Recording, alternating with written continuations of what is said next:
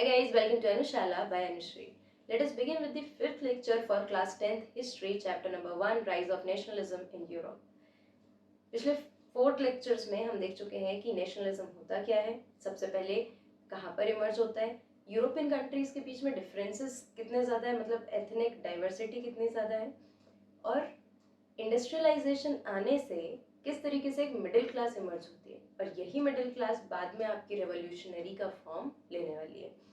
Industrialisation और middle class, ये दोनों चीज़ें साइमल्टेनियसली एक साथ चल रही हैं और हमें एक साथ इनको देखना पड़ेगा।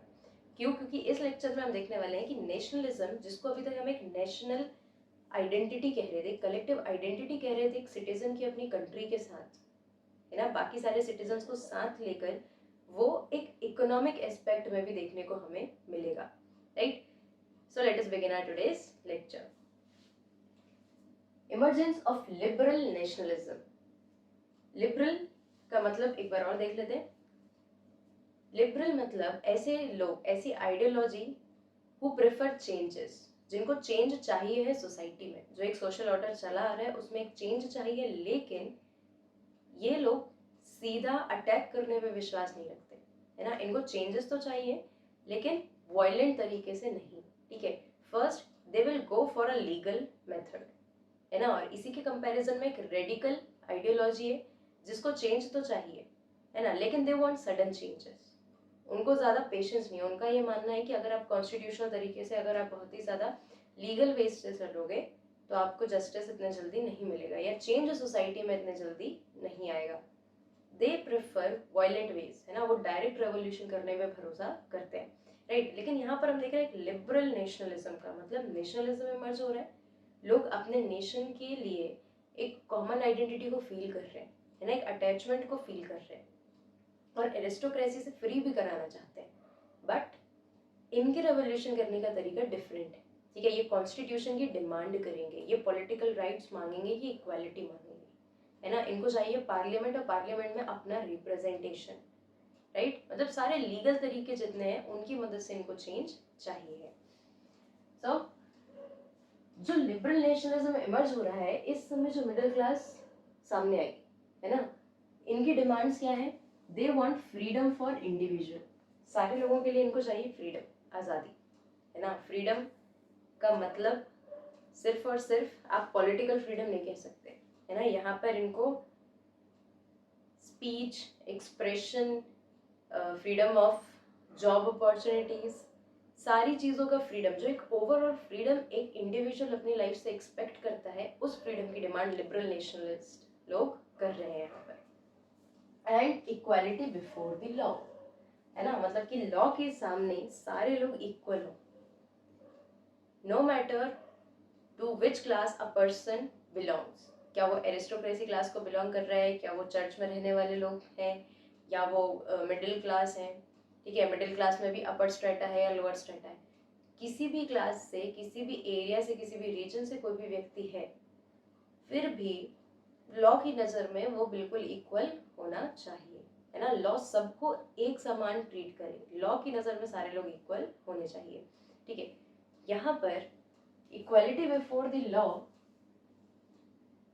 is not equals to the universal adult franchise, है ना। मतलब आप इसको इक्वालिटी बिफोर द लॉ तो है, लेकिन आप इसको ये नहीं कह सकते कि सारे लोगों को वोटिंग राइट्स की बात कर रहे हैं, ठीक है। क्यों? क्योंकि ड्यूरिंग द फ्रेंच रेवोल्यूशन, जब फ्रेंच रेवोल्यूशनरीज जो होते हैं, when they demand equality before the law, यहाँ पर वो सारे लोगों के लिए इक्वालिटी की डिमांड नहीं कर रहे, है ना। उनका ये कहना होता है कि जो राइट टू वोट होता है वो सिर्फ और सिर्फ आप मैन को दे, ठीक है। मतलब they demanded right to vote only for man, that to propertied man.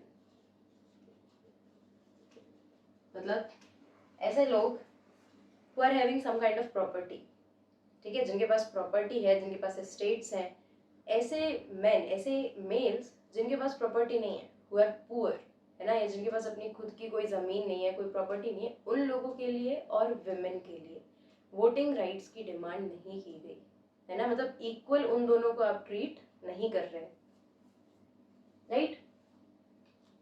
ये जो नॉन प्रॉपर्टीड मैन होंगे यहाँ पर आपके, non-propertied men plus women. They will be fighting for their political rights, for their right to vote throughout the revolution.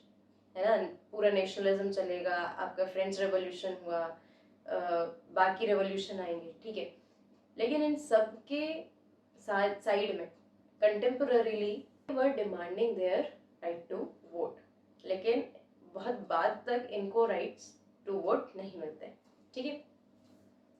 तो ध्यान रखने की जरूरत यह है कि इक्वालिटी बिफोर द लॉ में आप यूनिवर्सल एडल्ट फ्रेंचाइज को नहीं गिन सकते, ठीक है।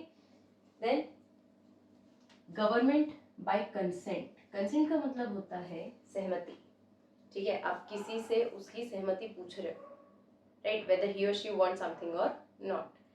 लिबरल नेशनलिस्ट लोगों का ये कहना था कि ठीक है, एरिस्टोक्रेसी है, हम मान रहे हैं, लेकिन जो एक गवर्नमेंट वहां पर फॉर्म होगी that should be formed by a consent, और किसका कंसेंट, सिटीजन्स का कंसेंट वहां पर लिया जाना चाहिए। Let us see that during the French Revolution, what were the demands of the nationalist people and how they are different from the nationalism which occurred during the time of other European countries. They wanted end of autocracy, कि जो monarchy चल रही है, जो centralised power चल रही है, उसको खत्म किया जाए, right. Then end of the clerical privileges, जितने भी अननेसेसरी प्रिविलेजेस मिल रहे हैं on the basis of birth, they should also be ended, तभी सारे लोगों को क्या मिलेगी, इक्वालिटी, ठीक है। Then they wanted a constitution, constitution मतलब अगर एरिस्टोक्रेसी चल रही है, मोनार्की चल रही है, तो ये अपने अकॉर्डिंग काम कर रहे हैं, but if there will be a constitution for the country, that how a country should be govern, लोगों के पास राइट्स कितने होंगे, जो मोनार्क है उसकी पावर्स को लिमिट करने के लिए कुछ रूल्स होने चाहिए जो कि कॉन्स्टिट्यूशन में लिखे जाएंगे, ये कॉन्स्टिट्यूशन उस समय था नहीं, that's why the people were demanding a constitution and representative government through parliament, constitution भी होना चाहिए और एक रिप्रेजेंटेटिव गवर्नमेंट होनी चाहिए। रिप्रेजेंटेटिव गवर्नमेंट का मतलब लोगों को राइट टू वोट मिलना चाहिए, वो वोट करेंगे अपने रिप्रेजेंटेटिव्स के लिए और फिर वो रिप्रेजेंटेटिव्स जाकर बनाएंगे गवर्नमेंट, जब वो गवर्नमेंट बनाएंगे so they will be able to take the decisions on behalf of the people, right. इसके साथ साथ 19th सेंचुरी में जो लिबरल्स आ रहे हैं आपके, ठीक है, जब अदर यूरोपियन कंट्रीज में भी नेशनलिज्म इमर्ज हो रहा है, so they are also stressing over the protection of private property, यहाँ पर कहीं भी प्राइवेट प्रॉपर्टी की बात नहीं होगी, क्यों, क्योंकि फ्रेंच रेवोल्यूशन के समय फ्रांस में ज्यादातर प्रॉपर्टी जो थी वो या तो चर्च के पास थी या तो नोबल्स के पास थी, और प्राइवेट प्रॉपर्टी का कंसेप्ट यहाँ पर उस समय इमर्ज नहीं हुआ था, ठीक है। दैट इज वाई जब यहाँ पर प्रॉपर्टी लोगों के पास होती है, so they also stressed over the protection of private property, की जो प्राइवेट प्रॉपर्टी है उसका ही प्रोटेक्शन होना चाहिए, है ना, और ये जो प्रोटेक्शन के लॉज हैं ये प्रॉपरली आपके कॉन्स्टिट्यूशन में लिखे जाने चाहिए। देन देखो ये हो गया आपके नेशनलिस्ट की डिमांड्स, ठीक है। Now coming to the second part of this lecture कि किस तरीके से नेशनलिज्म को एक इकोनॉमिक पर्सपेक्टिव मिलता है, ठीक है, और उसका फिर उससे चेंजेस क्या हो रहे हैं आपके नेशनलिज्म में।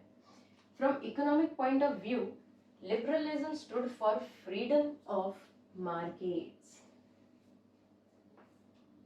लिबरलिज्म का एक मतलब लिखो, लिबरल्स मतलब दे वांटेड चेंजेस, लेकिन जब हम ये लिबरलिज्म की बात करते हैं, ठीक है, तो एक तरीके से it also talks about the freedom, ठीक है, कुछ रिलैक्सेशंस होने चाहिए, कुछ फ्रीडम होने चाहिए।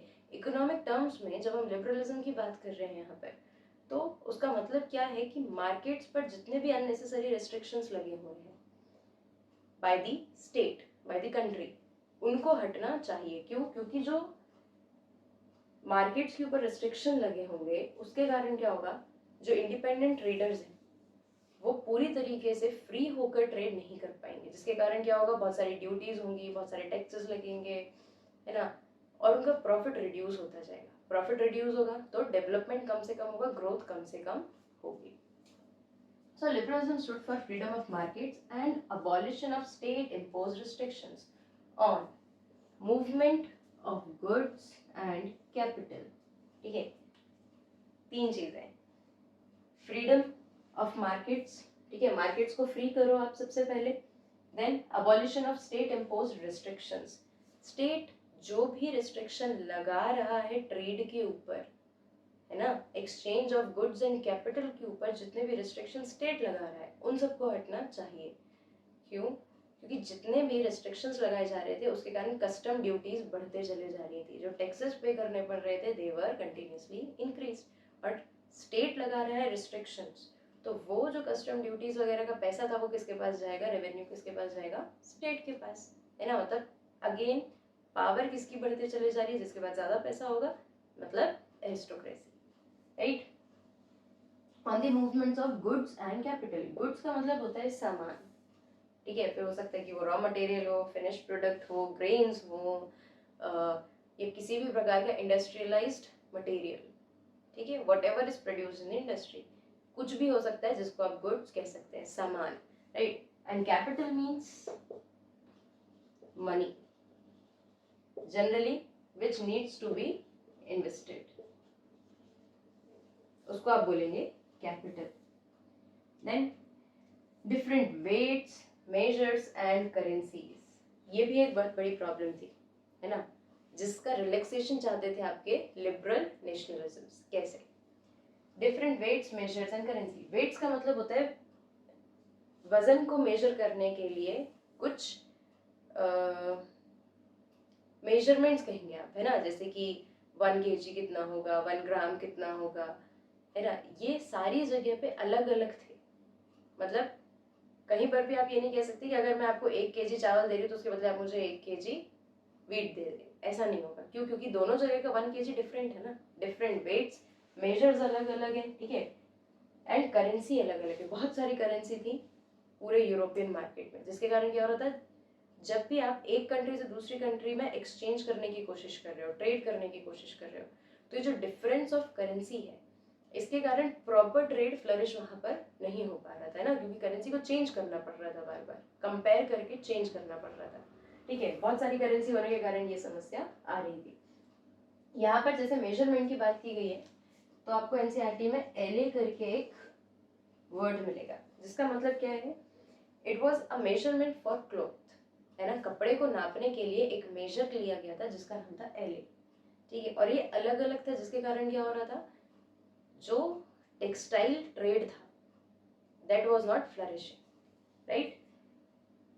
नाउ इतनी सारी डिफरेंट वेट्स एंड मेजर्स और साथ में नंबर ऑफ करेंसीज ज्यादा होने के कारण क्या हो रहा था, बहुत सारे कस्टम बैरियर्स भी इंक्रीज होते चले जा रहे थे। जैसे जैसे चेंजेस करने होंगे उतनी जगह पर ड्यूटीज लग रही थी ना, कस्टम ड्यूटीज, कस्टम बैरियर्स वहां पर इमर्ज हो रहे थे। ऑब्वियसली हाई कस्टम ड्यूटी होगी तो इकोनॉमिक एक्सचेंज और ग्रोथ में प्रॉब्लम होगी, किसकी, कमर्शियल क्लास, या जिसको आप मिडिल क्लास भी बोल सकते हैं, है ना।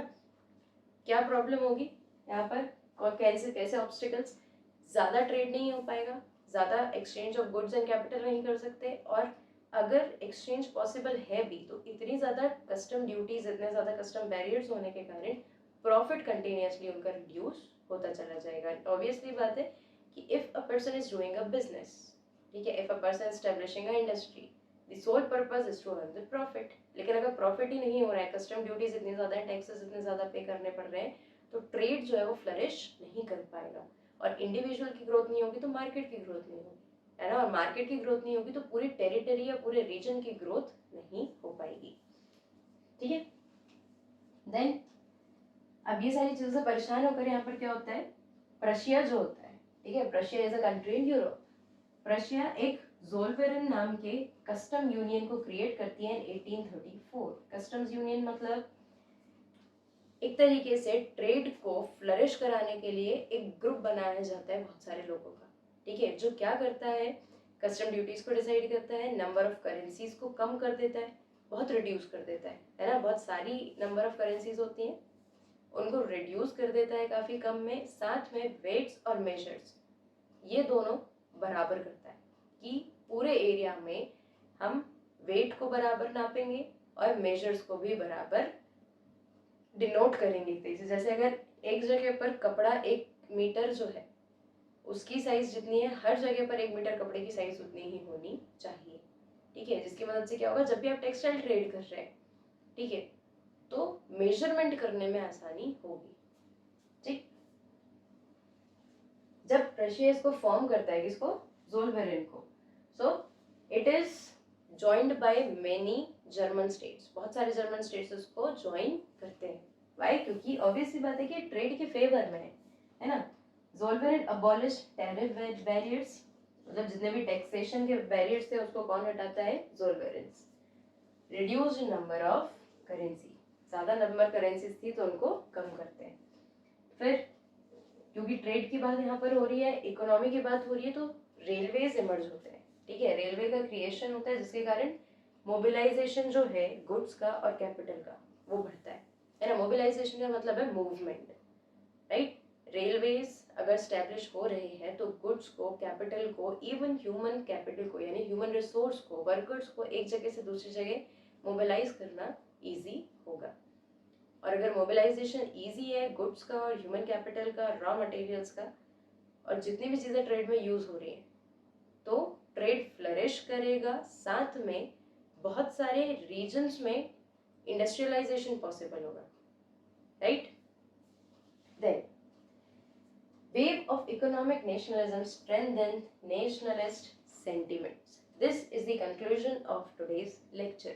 ये जो एक नेशनलिज्म में इकोनॉमी का पर्सपेक्टिव आ रहा है ना, इकोनॉमिक नेशनलिज्म जिसको हम कहें, अगर इमर्ज हो रहा है तो उससे ओवरऑल नेशनलिज्म के सेंटिमेंट्स को हवा मिलती है ना। जब लोगों का ट्रेड फ्लैश करने लगता है, जब इंडस्ट्रीज बनने लगती हैं, ज़ोलबेरिन जैसे कस्टम यूनियंस बनते हैं, वर्कर्स जो मिडिल क्लास है या जो आपकी कमर्शियल क्लास है, जब इनको प्रॉफिट होता है तो इनके नेशनलिस्ट सेंटिमेंट जो है वो और ज़्यादा लेवल अप हो जाते हैं। इनको लगता है कि अगर हम इकोनॉमिक स्फीयर में ग्रोथ कर सकते हैं, है ना, इंडस्ट्रीज बनाकर अगर हम इमर्ज हो सकते हैं एक मिडिल क्लास, एक कमर्शियल क्लास के रूप में, तो फिर हम नेशनलिस्ट बनकर, हम सारे लोग एक साथ नेशनल यूनिटी रखकर एरिस्टोक्रेसी के अगेंस्ट भी आवाज उठा सकते हैं, राइट। और ऑब्वियसली बात है कि when the economic sphere of a particular individual और इवन अ लार्ज टेरिटरी, है ना, जब भी आपके जेब में पैसा होगा तो आप कॉन्फिडेंस रखते हैं बाकी चीज़ों को करने के लिए, right. That is why money is important. Money is not the only thing which is important, but obviously it makes you able to do a lot more of things, to gain a lot more of experiences, right? So यहाँ पर जो एक economic nationalism होता है ये आपके nationalist sentiment को strengthen करता है ना, उसको और ज़्यादा ताकत देता है, और यहाँ पर जो कमर्शियल क्लास है उसकी पावर को बढ़ा देता है, right. So this was all about today's lecture. In the next lecture हम देखेंगे कि किस तरीके से नेपोलियन को हराया जाएगा 1815 में, है ना, in the battle of Waterloo. Just one more point, यहाँ पर जब हम देख रहे हैं कि इक्वालिटी बिफोर द लॉ में सिर्फ डिमांड किसके लिए की जाती है, प्रॉपर्टीड मैन के वोटिंग राइट्स के लिए, लेकिन व्हेन नेपोलियन केम, जब नेपोलियन आते हैं तो नेपोलियन सारे लोगों को इक्वालिटी देते हैं, मतलब सारे लोग इक्वल वोटिंग राइट्स एंजॉय करते हैं during the period of Napoleon. लेकिन जब नेपोलियन को 1815 में हरा दिया जाएगा इन दी बैटल ऑफ वाटरलू, इसके बाद दोबारा से यहाँ पर आ जाएंगे कंजर्वेटिव्स. कंजर्वेटिव्स मतलब ऐसे लोग जिनको सोसाइटी में चेंजेस नहीं चाहिए. इनिशियली जिनको चेंजेस बिल्कुल भी नहीं चाहिए थे, they were okay with all the past systems of the society, कि हाँ हमें कोई समस्या नहीं है, चर्च पावरफुल है, एरिस्टोक्रेसी पावरफुल है, मिडिल क्लास लोग के पास कोई राइट नहीं है, हमें कोई परेशानी नहीं, ठीक है. लेकिन लेटर इनको जब रियलाइज होता है कि चेंजेस आर इनएविटेबल, चेंज तो होगा ही सोसाइटी में, बट दे वांटेड कि चेंज ग्रेजुअली हो, धीरे धीरे चेंज हो, एकदम से चेंज ना हो जाए ताकि हम एडजस्ट ना कर पाए सोसाइटी में, और पूरा ही सिस्टम एकदम से चेंज नहीं होना चाहिए. प्लस दे ऑल्सो वांटेड कि जो पास्ट है उसको कंजर्व करके रखा जाए, उसको सेव करके रखा जाए, it should be duly respected, ठीक है. लेकिन यहाँ पर जो कंजर्वेटिव गवर्नमेंट बनेगी, it actually supports the aristocracy, ठीक है, जिसके कारण क्या होगा, बहुत से जैसे फिर से नॉन प्रॉपर्टीड मैन और वुमेन जो है इनको वोटिंग राइट्स नहीं मिलेंगे, है ना। ट्रेड में बहुत सारे बैरियर्स यहाँ पर इमर्ज होंगे, नेशनलिस्ट सेंटिमेंट जो है इनको सप्रेस करने की कोशिश की जाएगी, जिसके कारण ये और ज़्यादा भड़केंगे, राइट। सो कंजर्वेटिव गवर्नमेंट कैसे आती है, क्या क्या चेंजेस लेकर आती है, लोगों के नेशनल सेंटिमेंट्स को कितना हार्म होता है, ये देखेंगे हम नेक्स्ट लेक्चर में। So I hope I made the topic clear to you, and if you have any doubt, do ask me in the comment section, and don't forget to like, comment and especially share. Thank you.